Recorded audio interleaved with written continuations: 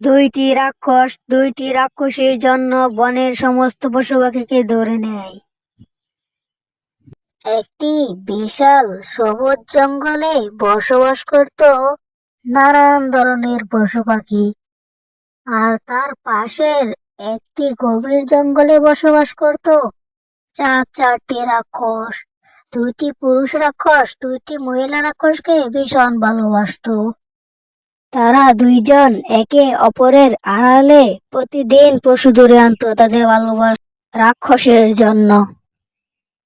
এই নীল ভুট্টি ভালোবাসতো সেই ডাইনি ভুট্টিকে।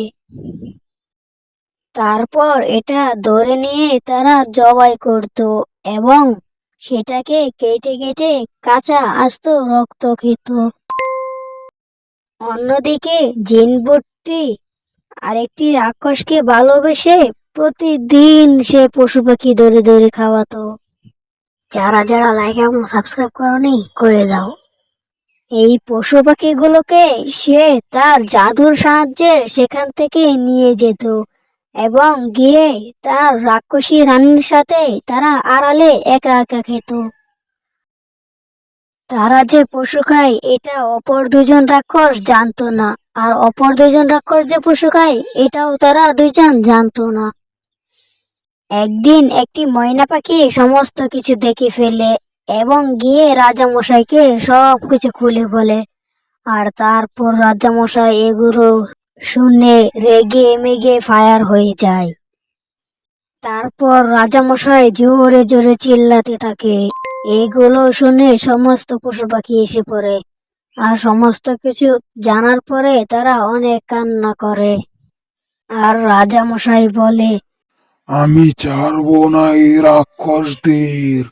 আমার জঙ্গলের পশু পাখি খায় তারা। একদিন একটি গাছের নিচে দুইটি মহিলা রাক্ষস বসেছিল।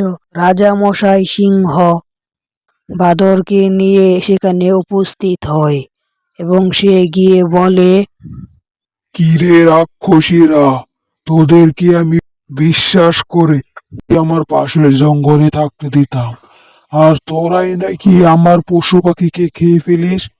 তোদেরকে আমি আজই এখান থেকে বের করে দেব। যা, এক্ষুনি চলে যা। তারপর তারা বলে, রাজামশাই সিংহ, আপনার কথা ভুল হচ্ছে। আমরা এগুলো কিচ্ছু করি না। এইগুলো মনে হয় সেই দুইজন পুরুষ রাক্ষসরা করে। তারপর রাজামশাই সে রাক্ষসের কাছে যায়, যে এই জঙ্গল ছেড়ে যাবার আদেশ করে। আর তারপরে তারা জঙ্গল ছেড়ে চলে যায় আর বলে, যার জন্য করলাম চুরি সেই বলে চোর।